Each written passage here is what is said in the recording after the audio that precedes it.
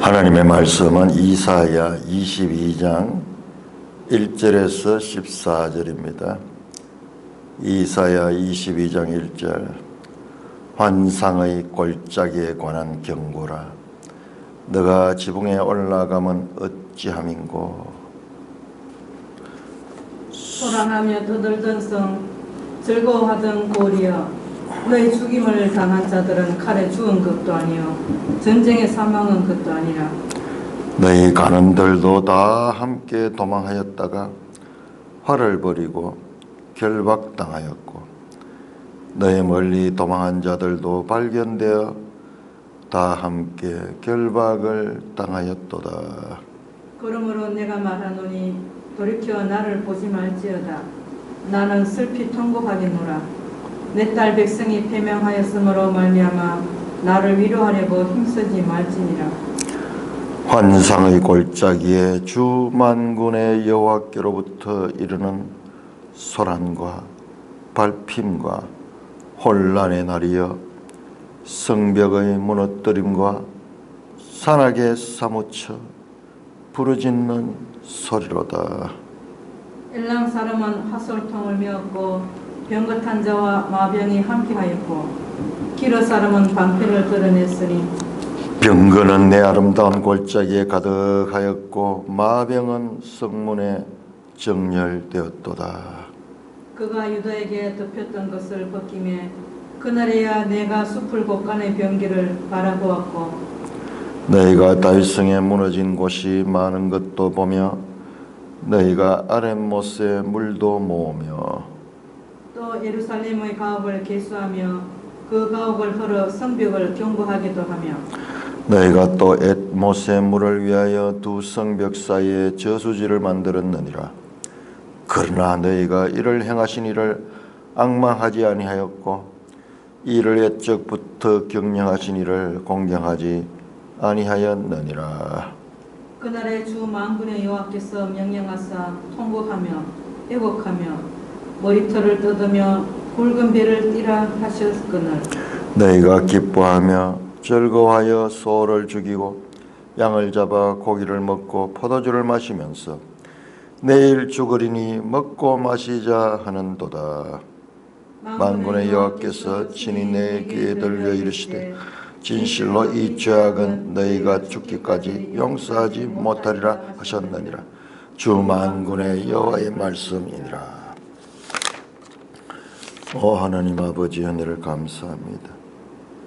선지자를 통해서 말씀하신 것 하나하나 자세히 깨닫고 하나님이 누구시며 오늘 우리를 통하여 원하시는 하나님이 뜻이 무엇인가를 깨닫게 하여 주시옵소서.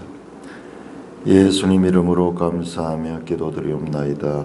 아멘. 자, 우리가 어제 21장 11절부터 17절까지는 시간이 없어서 못했는데 이 부분을 먼저 살펴보고 오늘 본문을 보겠습니다.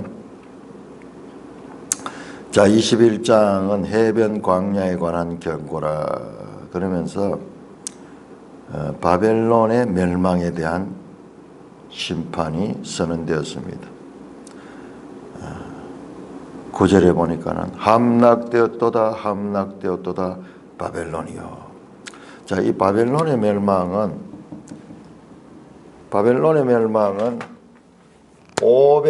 BC 539년 누구에 의해서?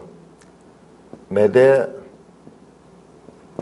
바하사 연합군에 의해서. 누굽니까? 고레스죠. 고레스가 지휘하는 메데바사 연합국에 의해서 BC 539년에 바벨론 멸망입니다.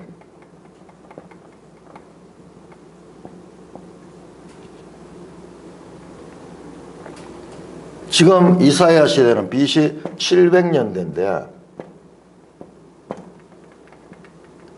700년대인데 지금 539년이면 이것은 지금 60년 후, 160년 후. 그 선지자의 예언 가운데는 이와 같이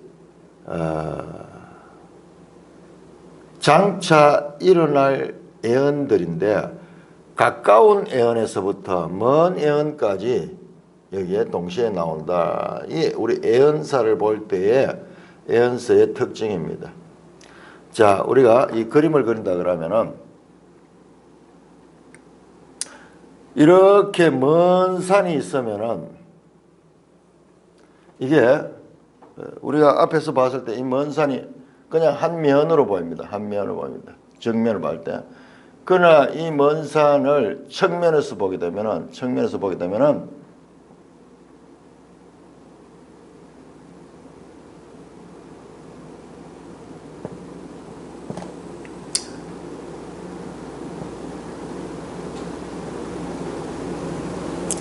이렇게 정면에는 다 평면이지만은 그 옆으로 보게 되면 이와 같은 간격들이 있습니다.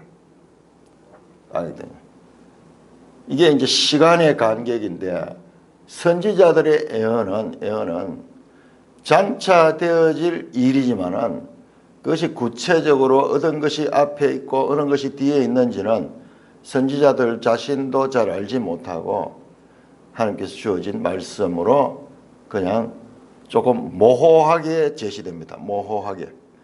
그래서 그 예언에 가까운 예언과 먼 예언들이 지금 같이 평면적으로 나열되어 있기 때문에 우리가 이런 걸 볼 적에 좀 혼돈스러운 거죠. 예수님의 탄생에 관한 예언도 지금 여기 나와 있고 저 뒤에 예수님의 재림 때에 관한 내용들까지도 나와 있습니다. 예를 들어 2장 2절에서 4절 보니까는 말이래 모든 사람들이 만방이 다 시온으로 예루살렘으로 와서 하나님의 말씀을 배우는 내용. 그리고 그때는 진정한 평화가 이루어지는 그와 같은 내용들이 나옵니다.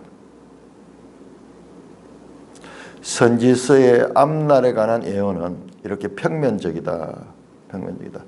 조금 모호하게 그 속에는 가까운 장래와 지금 당대 또는 2년 후에 가까운 장래부터 먼 미래까지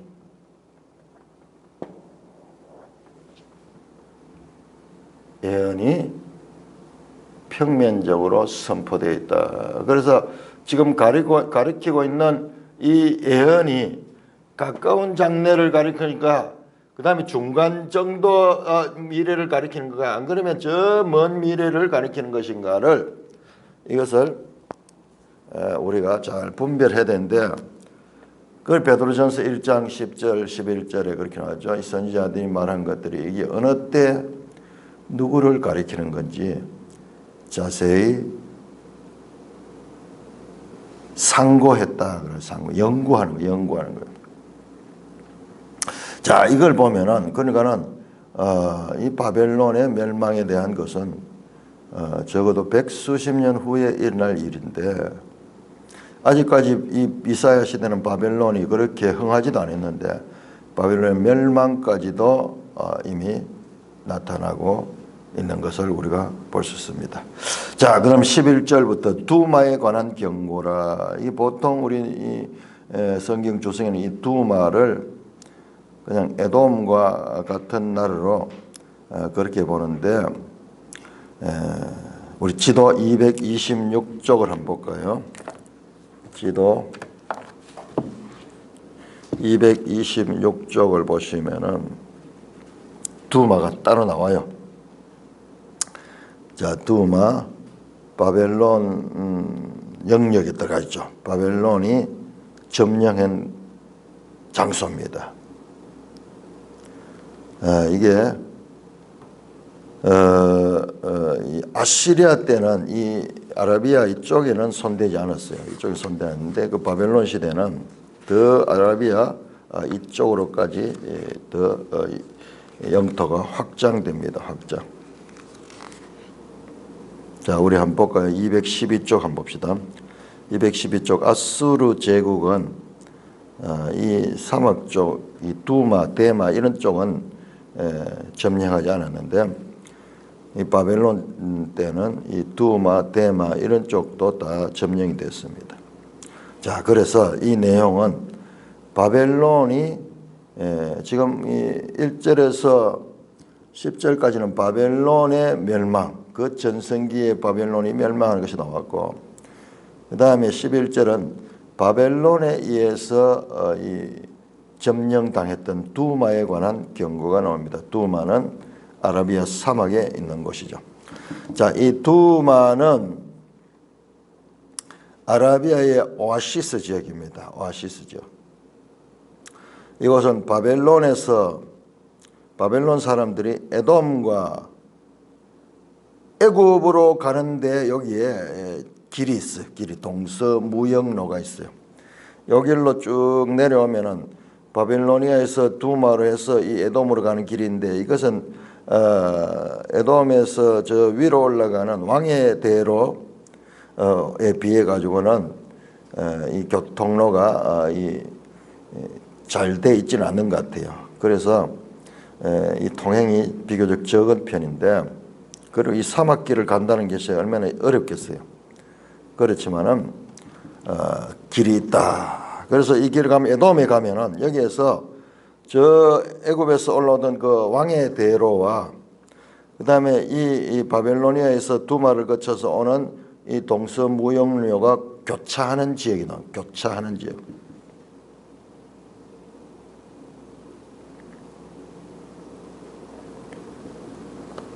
바벨론의 운명은 두마와 에돔과 두마가 지금 같은 위도상에 있네요.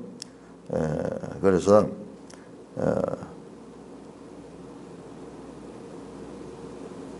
그리고 아라비아 산맥 나오죠. 아라비아가 13절 나옵니다.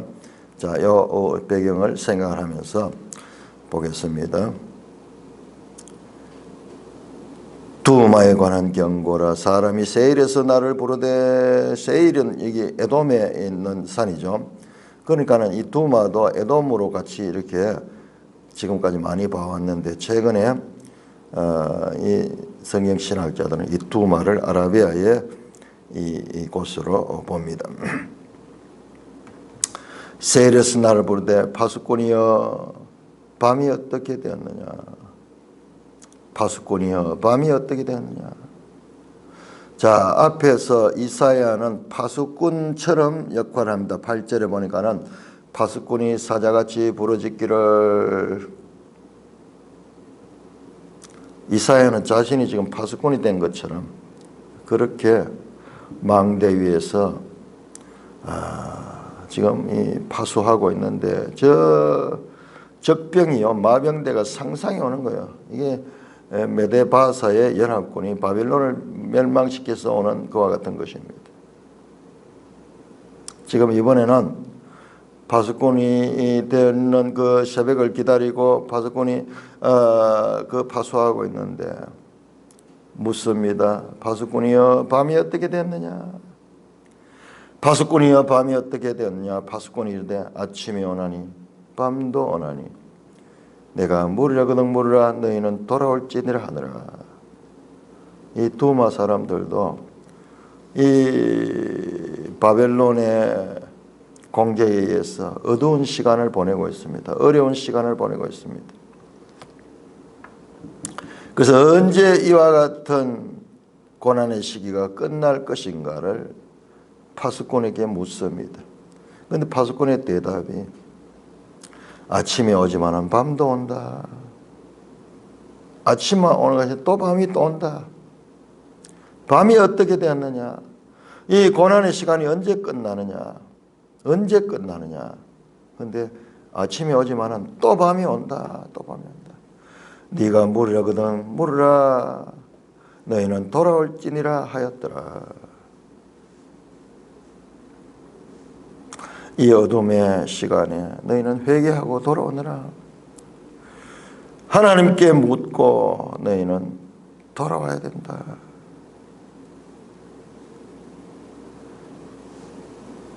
(13절) 아라비아에 관한 경고입니다. 아주 짤막한 두마에 관한 경고하고 다시 아라비아에 관한 경고도 짧게 나옵니다.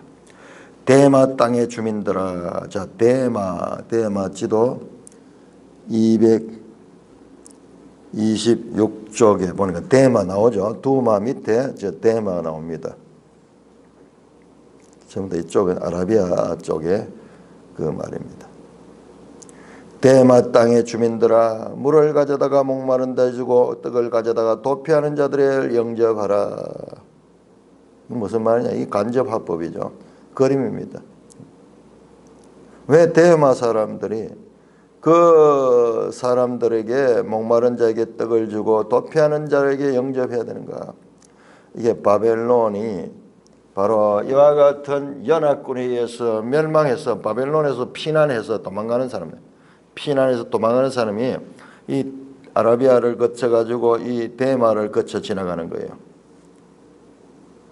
그러니까는 그를 이게 피난민 행렬에게 먹을 물이 없었죠. 그런대로 저렇게 물을 주고 그다음에 음식을 제공하고 그들을 도우라는 말입니다. 무슨 말입니까? 바벨론의 멸망을 간접적으로 표현하고 있습니다. 그들이 칼날을 피하여 뺀 칼과 당긴 활과 전쟁의 어려움에서 도망했다. 이들은 누구냐? 피난민들인데 전쟁에서 도망하는 자들아. 피난 행렬이 쫙 오는 거예요. 피난 행렬이 오는데 그들을 돌봐주라. 이 말은 전쟁에서 패배한 바벨론의 멸망을 나타내는 간접화법입니다. 16절 주께서 이같이 내게 이르시되 품꾼에 정한 길같이 1년 내에 게달의 영광이 다 세멸하라니 게달 자손 중 활가진 용사의 남은 수가 적으리라 하시니라. 자, 게달은 어떤 지역이냐 그러면은 요 두마 데마 그 밑에 우리 성경에는 지금 여기 지도에 안 나오는 드단 뭐 이런 지역, 이 지역들 데마와 드단 홍해 가에 있는 그 지역들을 합쳐서 게달 지역이라고 합니다. 게달 지역. 게달의 장막하는 말이 나오죠. 성경에. 이 사람들은 이스마엘 후손입니다. 게달은 창세기 25장 15절로 유목민들로서 검은 천막에 사는 자입니다. 그 게달의 장막은 검은색 양모를 짜가지고 만들어낸 그런 이 천입니다. 이달은 군사적으로 용맹하여 주변 국가들의 용병으로도 유명했습니다. 이 게달의 주민들이 활가진 용사의 남은 수가 적으리라. 전쟁에서 다 죽어버리고 군인들이 수가 희소합니다. 품꾼에 정한 길같이, 이것은 16장 14절에 나오는 품꾼에 정한 기한. 1년 내에 게달이에요. 품꾼에 정한 기한은 우리가 월급을 매달 25일 날 준다, 또는 주급으로 일주일마다 준다, 아니면은 그날 준다, 뭐 이런 기한이 있겠죠. 약조된 기한처럼. 그때 되면은 그 품꾼에 삭스를 줍니다. 그래야지 그 계획을 가지고 그 품꾼도 생활을 할 수 있겠죠. 그런데 이 품꾼에 정한 기한이 아주 정확한 것 같아요. 반드시 기한을 정하면은 그렇게 주는 것 같아요. 그만큼 정확하다는 거예요. 1년 내에. 옛날에 보면은 요즘도 그런 회사들이 아니겠습니까? 이 품꾼에 정한 월급날에 월급이 안 나오는 경우가 많아서 월급날이 돼가지고 월급이 안 나오니까 계획들이 틀어지고 뭐 열흘도 물러지기도 하고 그렇게 하는데, 품꾼에 정한 결과지 1년 내에 게달의 영광이잖아. 게달의 그 막강한 군사력도 다 세멸되고 게달 자손의 활가진 용사의 수가 적으리라. 이와 같이 아라비아 지역도 쇠퇴하게 될 것을 말씀하고 있는 것입니다. 자, 22장 1절 들어갑니다. 22장 1절. 환상의 골짜기에 관한 경고라. 환상의 골짜기, the valley of the vision. 환상의 골짜기가 뭔가? 우리 매일성경 주석에 나옵니다. 환상의 골짜기는 흰놈의 아들 골짜기를 비롯한 여러 골짜기에 연접한 천혜의 요새인 예루살렘을 지칭한다. 그렇죠? 예루살렘 산이 있으면은 그 산 밑으로는 다 골짜기로 돼 있어요. 저 동쪽으로는 기드론 골짜기가 있고 이 서쪽으로는 흰놈의 골짜기가 있고 골이 깊어야지 산이 높죠. 산이 높죠. 자, 그래서 그 유다를 가리키는 표현입니다. 그런데 왜 하필이면 유다를 환상의 골짜기라고 하느냐. 지금까지 주로 시온산이잖아요. 시온산. 산으로 이야기하고 골짜기를 이야기하느냐. 아주 부정적인 방법이죠. 그러니까 네거티브의 표현입니다. 높은 산 예루살렘이 아니라 골짜기에 둘러싸인 유다를 지금 말씀하고 있기 때문에 그렇습니다.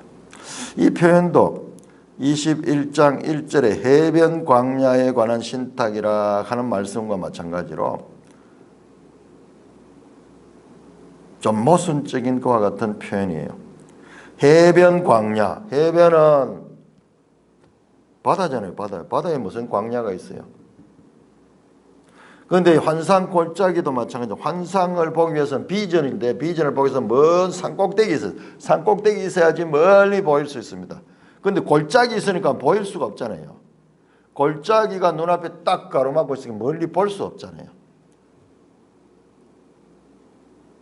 해변 광야라는 표현과 마찬가지로 이 내용도 그와 같은 모순된 표현을 나타내는 표현입니다. 골짜기는 갇힌 곳입니다. 환상을 볼 수 없는 곳입니다. 이 말은 환상이 결핍된 유다 백성들을 비난하는 그와 같은 의미를 가진 표현인 것 같습니다. 그들은 모든 것을 선명히 볼 수 있는 산꼭대기 있지 않고 골짜기 있으므로 환상을 보지 못하고 눈앞에 있는 것밖에 보지 못하고 단기적인 것만 보고 외모만 보고 거시적인 관점, 공의적인 관점을 가지지 못하고 있습니다. 그래서 그들을 향하여 환상의 골짜기에 관한 경고라 그렇게 말하고 있는 것입니다. 8절에 보면 그가 유다라고 표현하니까 이게 유다를 가리키는 게 확실해요. 유다를 가리키는 게 확실한데 그러나 그 유다를 환상의 골짜기다. 하나님을 바라보지 못하고 눈앞에 있는 것만 보고 있는 그와 같은 유다를 좀 패러디한 그와 같은 표현입니다. 자, 우리 매일성경 주석 1절에서 3절에 대한 주석이 나오는데 이것은 언제 일어났던 일인가? 주전 701년 유다를 침공했던 아수르의 산헤립이 갑자기 철군한 일을 배경으로 한다. 당시 히스기야 왕은 막대한 은금을 공물로 바쳤다. 열왕기하 18장에 보면은 히스기야가 성 안에 있는 모든 금과 은과 모든 돈을 다 끌어모아 가지고 전쟁을 면하게 되는 그와 같은 사건, 그 배경을 가지고 있다 말합니다. 자, 그 배경을 우리가 생각해서 보면은 이해할 수 있는데 큰 도움이 됩니다. 너가 지붕에 올라가면 어찌하며 손을하며 떠들던 성 즐거워하던 고리여. 지붕에 올라갔다. 이것은 조금 기뻐하는 것과 같은 표현 같습니다.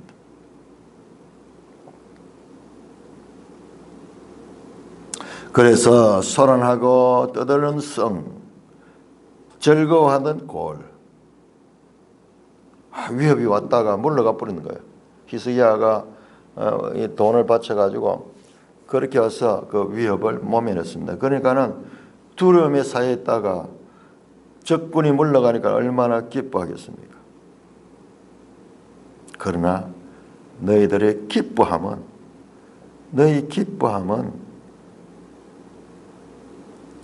이 모든 일들이 너희가 꾀가 좋아서 일어난 것이 아니라 하나님께서 허락하셔서 된 것인 줄 알아야 되는데, 그들이 하나님을 의지하지 아니하고 자기들의 능력과 자기들의 힘으로 이와 같은 위기를 모면하게 됐다 생각하고 잔치를 벌였던 것 같아요. 소란하며 떠들며 절구하며 지붕에 올라가서 이렇게 놀고 있습니다.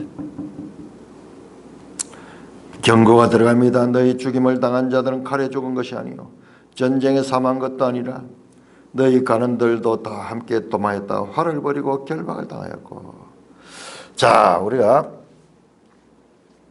해변 광야에 관한 경고. 해변 광야.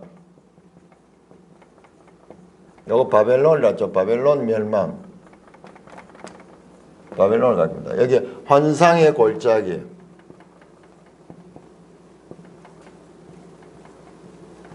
유다입니다. 유다. 자, 이게 539년 바벨론의 멸망에 관한 예언이었다면 이것도 마찬가지예요. 이것도 지금 아수르로부터는 지금 구원받았지만은 그들이 586년, 그러니까 이때가 아니고 바벨론에 의해 이들이 멸망되는 586년 유다가 멸망할 때 그때 장면입니다. 그때 우리 생각해 보시죠. 이제 유다가 멸망할 때 유다의 왕들 시드기야 왕과 고관들이 그 포위망을 뚫고 도망가잖아요. 그 이야기예요. 싸우다가 죽은 것이 아니고 전쟁을 하면서 적과 대적하다 죽은 것이 아니고 너희 가는들도 다 함께 도망하였다가 활을 버리고 결박을 당하였고 무기를 쓰지도 못하고 결박당하였고 너희 멀리 도망하는 자들도 발견되어 다 함께 결박을 당하였도다. 도망하다가 잡혔느냐. 군인들이 지도자들이 대적과 싸우지도 못하고. 그러므로 내가 말하노니 돌이켜 나를 보지 말지어다. 나는 슬피 통곡하노라. 내 딸 백성이 패방하였을 말미암아 나를 위로하려고 힘쓰지 말라. 유다의 멸망입니다. 유다의 멸망. 유다의 멸망시. 지금 이 이사야 시대로부터 약 125년 후에 시드기야 왕과 그 군대는 예루살렘에서 골짜기로 도망치다가 근처에서 생포됐죠. 여리고에서 생포돼 버리죠. 이는 유다의 멸망시 일어날 일이지만은 그 시적 관점에서 하나님은 유다의 패망을 봅니다. 골짜기에 있는 백성들은 눈앞에까지 보지만 하나님은 지금 멀리까지 다 125년 후에 일어날 일까지 다 보십니다.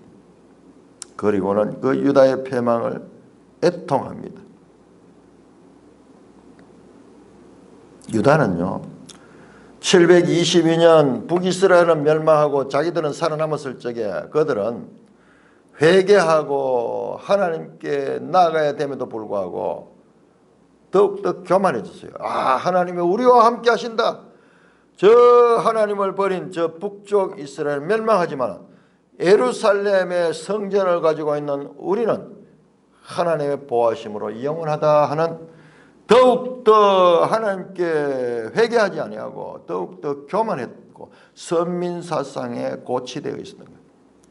하나님이 긍휼과 자비를 베풀어줘서 그들에게 회개할 수 있는 기간을 줬지만은 그들은 그와 같은 하나님의 뜻은 전혀 생각하지 않고 오히려 자기들을 의지하고 이웃 강대국들을 의지하면서 하나님께서 허락하신 기회조차도 그들은 무시해버렸던 거예요. 그러니까 하나님이 통곡합니다. 4절에 돌이켜 나를 보지 마라. 하나님의 심정이요. 얼마나 슬프고 부끄러운지 그 백성 내 백성에게 이렇게 기회를 줘도 그들은 골짜기 속에서 환상을 보듯이 눈앞의 것밖에 보지 못하고 도망하다가 결박당해가지고 수치를 당하고 나는 슬피 통곡하였노라 내 딸 백성이 패망하였으므로 말면 나를 위로하고 힘써 반어법이죠. 얼마나 슬픔에 잠기는지 하나님의 심정을 여기에서 우리가 읽을 수 있습니다. 내 백성이 소도 주인을 알고 나귀도 그 주인을 알건만은 내 백성은 그 주인을 알지 못하고 있다.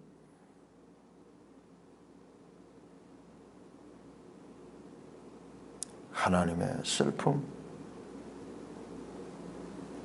하나님의 통곡의 장면을 볼 수가 있습니다. 5절입니다. 환상의 골짜기에 주만군의 여호와로부터 이르는 소란과 발핌이여 혼란의 날이여. 이 환상의 골짜기예요. 적병들이 이 바벨론 군대가 오는 거예요. 바벨론 군대. 주만군의 여호와께서 여호와 츠바오트, 하나님이 바벨론 군대를 사용하셨다.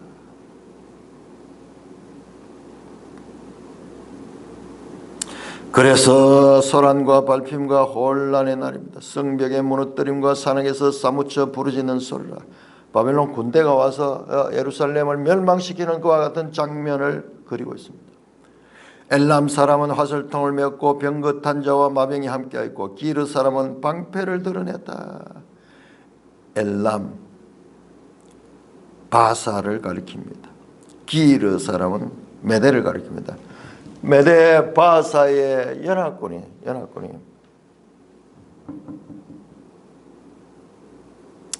이 당시에 바벨론이 들어올 적에는 그때 바벨론이 연합군대를 데리고 왔습니다.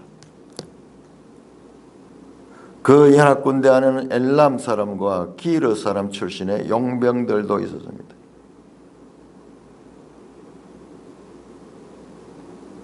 그 군대가 성문에 정렬되었다. 두렵죠. 적군들이 무장을 해가지고 예루살렘을 포위합니다. 8절입니다. 그가 유다에게 덮였던 것을 벗김에 그날에 네가 네 숲을 곳간에 병기를 바라고. 자, 덮였던 것을 벗겼다. 그가 이 군대, 이 적군들이 와서 포위하면서 그럴 때 유다가 빨가벗어졌다. 유다의 두려움이 이제 실상이 드러났습니다. 자, 그날에 이 적병들이 왔을 때, 이 공격에 들어올 때 그들이 어떻게 했는가? 네가 네 숲을 곳간에 병기를 바라보았고 너희가 다윗성에 무너진 것이 많은 것도 보며 너희가 아랫물도 모으며 또 예루살렘 가옥을 개수하며 그 가옥을 헐어 성벽을 건거하였다. 이 무슨 말이냐 그러면은 이때 이 위기의 때 하나님을 바라봐야 되는데 그들은 그렇게 하지 않습니다. 그날에 숲을 곳간에 병기를 바라봤다. 우리의 무기를 다시 보고 전쟁을 대항하기 위해서 다윗성에 무너진 것도 많은 것은 이 성이 적군이 쳐들어올 수 있는 그런 것이 많기 때문에 그 성을 보수하는 거예요. 보수하는 거. 너희가 아랫물에 물도 모으며 이 아랫물의 물은 이게 지금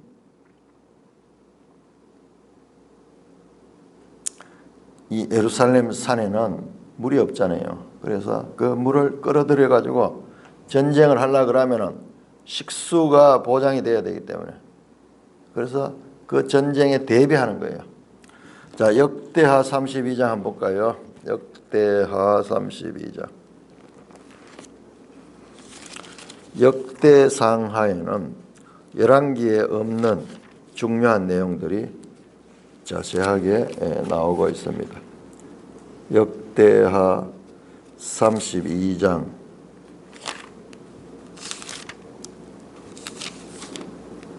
읽대 맞네요.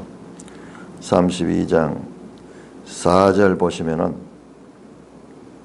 이에 백성이 많이 모여 모든 물 근원과 땅으로 흘러가는 시내를 막고 이르되 어찌 아수르 왕들이 와서 많은 물을 얻게 하려 하고 히스기야가 힘을 내어 무너진 모든 성벽을 보수하되 망대까지 쌓고 외성을 쌓고 다윗성의 밀로를 견고하게 하고 무기와 방패를 많이 만들고 지관들을 세워 백성을 거느리게 하고 전쟁에 대비하는 준비하는 장면입니다. 자, 지금 우리 이사야 본문도 전쟁에 대비하는 것이 잘못된 것이 아니에요.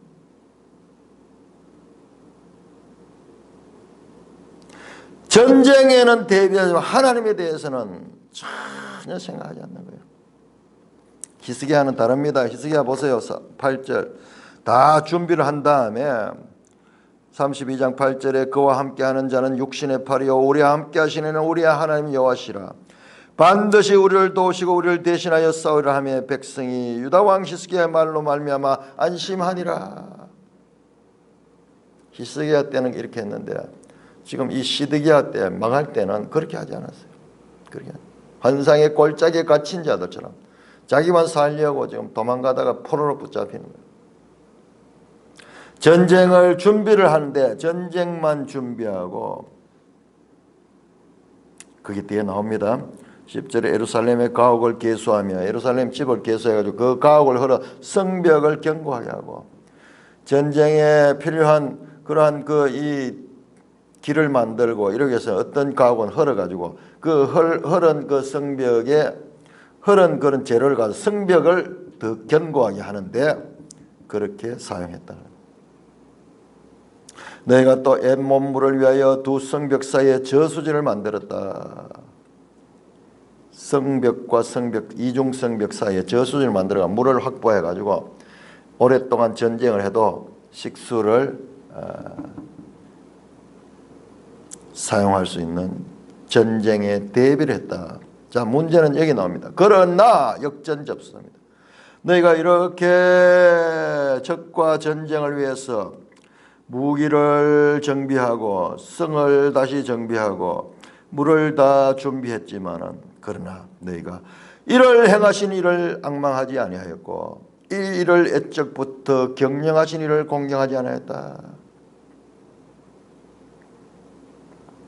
이 예루살렘을 세우신 분은 하나님이십니다.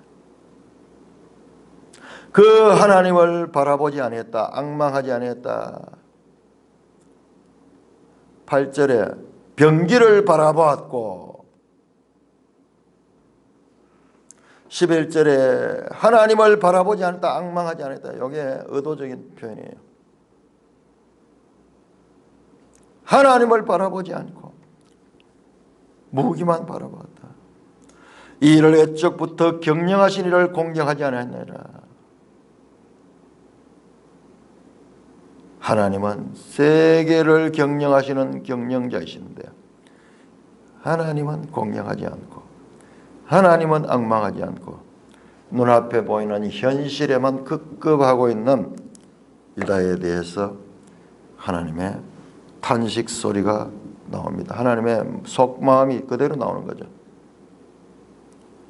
그 전쟁을 준비하는 것이 아니라 그 전쟁을 준비하는 것에만 몰두하고 모든 일의 주관자이신 하나님을 공경하지 않고 바라지 않는 이것이 유다의 심판의 이유가 됩니다. 우리가 생활을 살면서 우리가 현실 문제에 닥쳤을 적에 특히 큰 문제면 문제일수록 그 문제의 배후에 하나님이 계신다는 것을 놓쳐버리고 현상만 바라보며 부하내동할 때가 얼마나 많습니까? 우리에게도 이와 같은 그 위급한 때죠. 군대가 와서 위급한 그와 같은 때 그때일수록 더욱더 하나님을 앙망하고 하나님을 공경해야 될 텐데 그들은 전혀 그러지 않았다. 12절입니다. 그날에 주 만군의 여호와께서 명령하사 통곡하며 애고하며 머리털 떨며 굵은 배를 띠라 하셨거늘 그날에 말이죠. 그 멸망의 날, 그 수치의 날, 그 패망의 날 그 절망스러운 날 너희는 어떻게 해야 되냐? 통곡하며 애고하며 머리털을 뜯으며 굵은 배를 띠라. 장례 복장입니다. 회개를 촉구하는 말씀입니다. 지난 일을 회개하고 너희들이 얼마나 잘못된 것을 스스로 회개하고 스스로 자신의 죄를 뉘우치며 굵은 배를 띠라고 하셨거늘 그들이 어떻게 했습니까? 13절 너희는 반대로 기뻐하며 즐거워하며 소를 죽이고 양을 잡아 고기를 먹고 포도주를 마시자 내일이면 죽으리니 먹고 마시자 한다. 절체절명의 상황에서도 하나님을 의지하지 않습니다. 어차피 죽을 건데 우리가 우리 자신을 위로하자. 소 잡아먹고 양도 잡아먹고 포도주도 마시면 내일 죽을 테니 먹고 마시자. 이게 우리 인생의 죄악된 인생의 면모입니다. 이사야 1장 4절에서 이와 같은 이스라엘을 향하여 하나님이 말씀합니다. 행하게 종자요 부패한 자식이라. 소도 나기도 하지 않는 그와 같은 짓을 하는다. 하나님의 탄식 소리가 나오는 것이 바로 이와 같은 거예요. 자, 이걸 보면 이사야 1장에서 6장까지가요. 서론인데 서론이 지금 본론에 나오는 내용들이 거기에 지금 다 정리다. 먼저 그 총체적인 하나님의 심정이 거기에 나타났고 이제 구체적인 사건과 그것에 대한 하나님의 심정이 여기에 드러나고 있습니다. 끝까지 회개하지 않습니다. 자, 로마서 2장 한번 보겠습니다. 로마서 2장.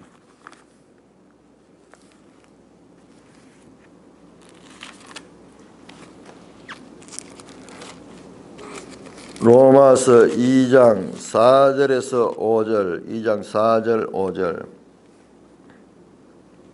혹 너가 하나님의 인자하심이 너를 인도하여 회개하게 하심을 알지 못하여 그의 인자하심과 용납하심과 길이 참으심이 풍성함을 멸시하느냐? 다만 내 고집과 회개하지 않은 마음을 따라 진노의 날 곧 하나님의 의로우신 심판이 나타나는 그날에 임할 진노를 네게 샀는도다. 이게 죄인들의 모습입니다. 죄인들의 모습. 회개할 수 있는 기회를 주고 인자하심과 용납하심을 받는 그와 같은 풍성한 시간을 허락해 줬지만은 그들은 그것을 멸시합니다. 자기 고집과 회개하진 마음을 따라서 굳어서 먹고 마시자. 쾌락을 추구합니다. 회개할 기회를 범죄의 기회로 삼고 있는 마지막까지 범죄의 기회로 삼고 있는 이와 같은 죄악을 행하고 있습니다. 14절 만군의 여호와께서 친히 내 귀에 들려 이르시되 진실로 이 죄악은 너희가 죽기까지 용서하지 못하리라 하셨느니라. 주 만군의 여호와의 말씀입니다. 범죄했더라도 그 죄를 고백하고 회개하고 하나님의 자비와 긍휼을 구하는 것 외에 유다 민족이 죄악을 속함을 받을 길이 없습니다. 요나서에 나타났듯이 그 아수르 사람이 요나가 전했을 때 죄를 고백하고 회개합니다. 그곳에는 하나님의 자비도 주어집니다. 그러나 겸손히 하나님께로 돌이키지 않는다면 하나님은 그런 죄악된 상태에 대해서는 자비를 허락하지 않습니다. 죽기까지 용서할 수 없는 그 죄악을 행하고 있다. 누가? 환상골짜기에 있는 유다 백성이 하나님을 바라보지 못하고 그 눈앞에 깜깜한 이 어둠만 바라보고 자신의 생각과 자신의 뜻을 가지고 살아내기 위해서 하고 있는 그 백성을 향하여 하나님이 통분하시며 하나님이 통곡하시는 하나님이 탄식하시는 장면이 나오고 있습니다. 우리는 하나님의 심정을 이 구약 성경에 이와 같은 표현들을 통해서 하나님 심정을 알 수가 있는 것입니다. 하나님이 누구신가? 그 백성을 위하여 끝까지 참으시면서도 그 백성이 잘못된 길로 갈 적에 이렇게 분노가 아니라 이 분노는 하나님의 탄식의 다른 표현입니다. 다른 표현. 끝까지 구원의 기회를 주지만은, 회개할 기회를 주지만은 뻔뻔스럽게 그야말로 행악의 종자요 부패한 자식처럼 짐승보다 더 못한 목이 곧아 있는 유다 백성을 향한 하나님의 심정이 본문에 나타나고 있는 것입니다. 찬송가 279장입니다.